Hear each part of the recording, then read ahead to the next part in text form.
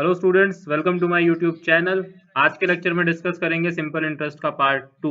Part 1 में मैं already आप लोगों के साथ फॉर्मूला और इंटरेस्ट क्या होता है वो डिस्कस कर चुका हूं। इस लेक्चर को देखने से पहले प्लीज उस लेक्चर को जरूर फॉलो कर लीजिएगा। तो चलिए विदाउट वेस्टिंग एनी टाइम शुरू करते हैं आज का लेक्चर। और आज के लेक्चर में हमें सिर्फ क्वेश्चंस ही डिस्कस करने हैं। तो पहला क्वेश्चन देखते हैं। If rupees 4 becomes rupees 10 in 50 years at simple interest, the rate percent per annum is। देखिए प्रिंसिपल दिया हुआ है 4 रुपए और अमाउंट यानी प्रिंसिपल प्लस इंटरेस्ट दिया हुआ है 10 रुपए। तो इंटरेस्ट कितना हो गया आपका 6 रुपए। टाइम पीरियड है 50 ईयर्स। हमें निकालना है क्या रेट ऑफ इंटरेस्ट। तो पुट कर दीजिए फॉर्मूला में simple interest is equal to P into R into T upon 100। Simple interest कितना आया है मेरे पास 6 रुपए। प्रिंसिपल था 4 रुपए। रेट ऑफ इंटरेस्ट कैलकुलेट करना है। टाइम पीरियड है 50 ईयर्स अपॉन 100। तो ये क्या हुआ so rate of interest is 3% per annum. So which option is correct? Option number D is correct. अगला देखते हैं। If rupees 640 amounts to rupees if rupees 460 amounts to rupees 640 in 6 years, what will it amount to in 2 years at the same rate of interest? तो देखिए पहले case में principal था 460 रुपए और अमाउंट कितना बना था 6 साल के बाद 640 रुपए। सिंपल इंटरेस्ट कितना हो गया, इन दोनों को आप सब्ट्रैक्ट कर दीजिए तो कितना हुआ सिंपल इंटरेस्ट 640 में से जाते हैं अगर 460। देखिए फिगर्स देखिए उसने कितनी कंफ्यूजिंग यूज करी हुई है। तो सिंपल इंटरेस्ट हुआ 180। टाइम पीरियड था 6 ईयर्स। मुझे रेट ऑफ इंटरेस्ट यहाँ पर निकालना है। यहाँ से मैं जो रेट ऑफ इंटरेस्ट निकालूंगा उससे मैं फर्दर दोबारा 2 साल का इंटरेस्ट कैलकुलेट कर लूंगा। तो रेट ऑफ इंटरेस्ट निकाल लेते हैं। प्रिंसिपल है 180, 460, time period 6 years, rate of interest तो कैलकुलेट करना ही है अपॉन 100। तो ये कितना हो गया 1800 is equal to 46 into 6 into R. तो 60। तो आर कितना आया यहाँ पर मेरा 300 बाय 46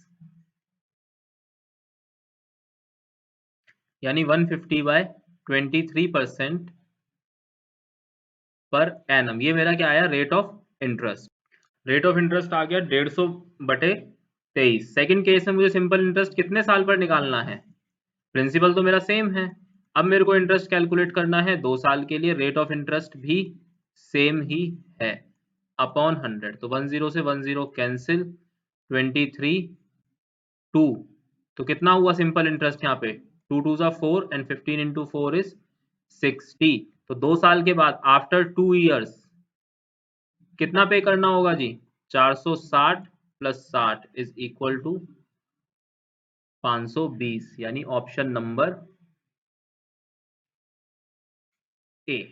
अगला क्वेश्चन देखते हैं। A certain sum of money amounts to 7/4 of itself in 3 years. The rate percent is।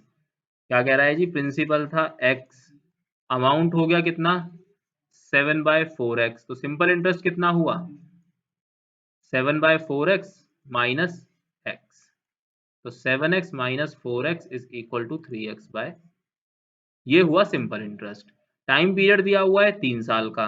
मेरे को क्या निकालना है रेट ऑफ इंटरेस्ट निकाल लेना है। So 3x/4 is equal to x यानी प्रिंसिपल 3r मुझे निकालना है अपॉन 100। ये कैंसिल आउट, ये 25, ये 3 से 3 कैंसिल आउट। तो r कितना आ गया 25% पर एनम। और ये सब सवाल ना यूपीएससी में कभी ना कभी घुमा फिरा के पूछे हुए हैं। कितना आसान था ये। अगला देखते हैं। A money lender lends rupees 60 and collects rupees 66 at the end of 4 months. The rate of interest per annum। अब यहाँ पर देखिए कंफ्यूजिंग क्या है। टाइम तो दिया है 4 महीने का और रेट ऑफ इंटरेस्ट पूछा है पर एनम का, कुछ नहीं है। 4 मंथ्स को ईयर में तब्दील कर लीजिए। कैसे करोगे 12 months is equal to 1 year. So 1 month is equal to 1/12 years. तो 4 months is equal to 4/12 years. इसका मतलब 1/3 ऑफ दी ईयर हो गया जी, 1/3 ऑफ द ईयर हो गया, तो टाइम पीरियड कितना हो गया 1/3 ईयर्स हो गए। उसके बाद लैंड करे थे 60 रुपए और कलेक्ट करे 66 रुपए। इसका मतलब सिंपल इंटरेस्ट कितना ले लिया उसने 4 महीने के बाद 6 रुपए का। रेट ऑफ इंटरेस्ट मुझे निकालना है, तो simple interest is equal to P into R into T upon 100 as usual. तो जी क्या हुआ ये, इसका मतलब ये हो गया कि 6 इज इक्वल टू प्रिंसिपल मेरा कितना है 60 रुपए, रेट ऑफ इंटरेस्ट निकालना है, टाइम पीरियड कितना हो गया 1/3 ईयर्स, अपॉन में 100 आएगा ही, एक जीरो से एक जीरो कैंसिल, 6 से 6 कैंसिल, तो ये क्या हुआ, rate is equal to 30% per annum. तो आंसर क्या आया आपका डी। अगला देखते हैं।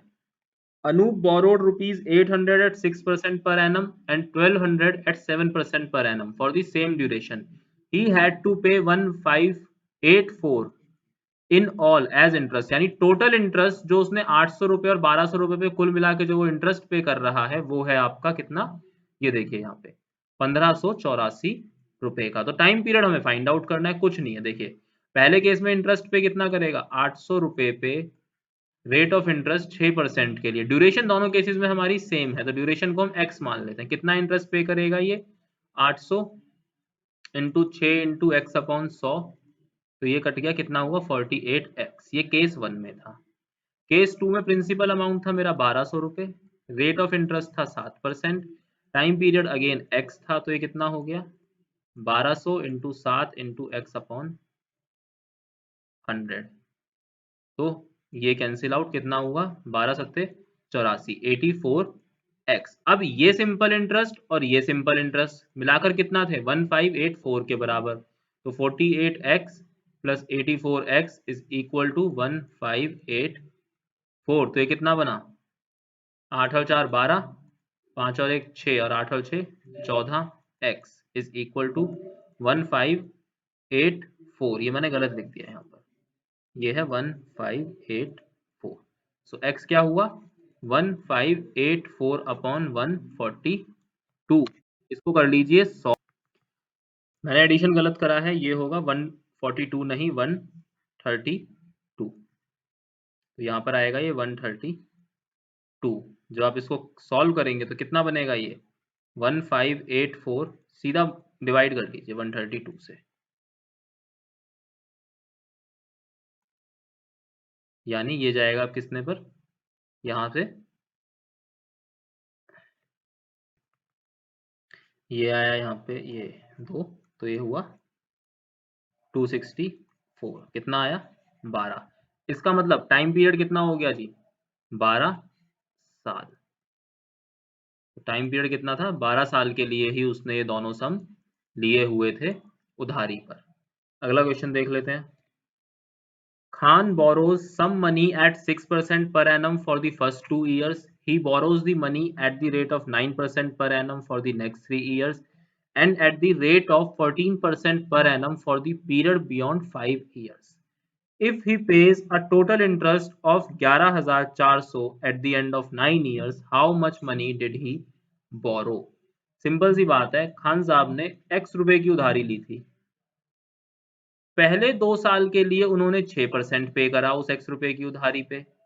उसके बाद के 3 साल पर उन्होंने 9% पे करा उस x रुपए की उधारी पे, और उसके बाद के जो बचे हुए टाइम पीरियड था 3 और 2 5, तो कुल कितने थे 9 साल, तो बचे कितने 4 साल। तो अगले 4 साल के लिए उन्होंने पे करा 14%। अब यहाँ पर देखिए, तो ये वाला इंटरेस्ट कितना बना x इंटू 2 इंटू 6 कितना हुआ, यानी कि अपॉन में 100, अपॉन 100 तो कितना हुआ ये 6 दूनी 12x बटे 100। ये इंटरेस्ट कितना हुआ x इंटू 3 इंटू 9 अपॉन 100, तो कितना बना ये 9 तिया 27 x अपॉन 100।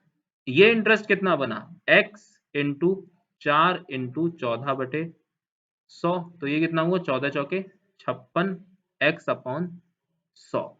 ये तीनों इंटरेस्ट मिलाकर, अगर मैं इन तीनों इंटरेस्ट को a b और c बोल देता हूं, यहाँ पर इसको a, इसको b और इसको c ले लेता हूं, तो यहाँ पर देखिए a जमा b जमा c मिलाकर कितने रुपए बने कुल 11,400। तो कर लीजिए, 12x plus 27x plus 56x is equal to इतना इंटू 100। ये जो 100 सबके नीचे था उसे कॉमन लेके मैंने इक्वल टू के इधर साइड मल्टीप्लाई में कर दिया। तो ये टोटल कितना हुआ?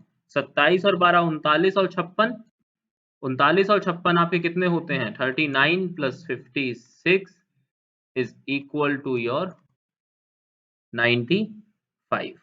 तो ये हुआ जी 95x इज इक्वल टू 114000।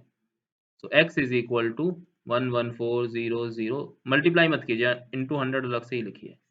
ये आया 95। पहले 5 से कर लीजिए, 19 और ये 1 600। तो कुल कितना हुआ? 6 दूनी 12, यानी 12,000। How much money did he borrow? उन्होंने कुल बोरो करे थे 12,000 रुपए, यानी ऑप्शन ए। खान साहब ने बोरो करे थे 12,000 रुपए। चलिए आगे देखते हैं अगला सवाल। The simple interest on a certain sum of money for 2.5 years at 12% per annum is 40 less than the simple interest on the same sum for 3.5 years at 10% per annum। देखिए जी, सम है सेम यानी प्रिंसिपल x है। उसके बाद पहले case में time period कितना है? 2.5 इयर्स और रेट ऑफ इंटरेस्ट कितना है? 12% पर एनम का। नेक्स्ट केस में सम तो सेम है यानी प्रिंसिपल अमाउंट तो मेरा x ही है। टाइम पीरियड 3.5 इयर्स है और रेट ऑफ इंटरेस्ट है 10% पर एनम। यहां से सिंपल इंटरेस्ट कितना आएगा? x into 2.5 into 12 upon 100। और यहां से सिंपल इंटरेस्ट कितना आएगा? x into 3.5 into 10 upon 100। ये एक जीरो से एक जीरो आप यहाँ पर इसको कैंसिल आउट कर सकते हैं।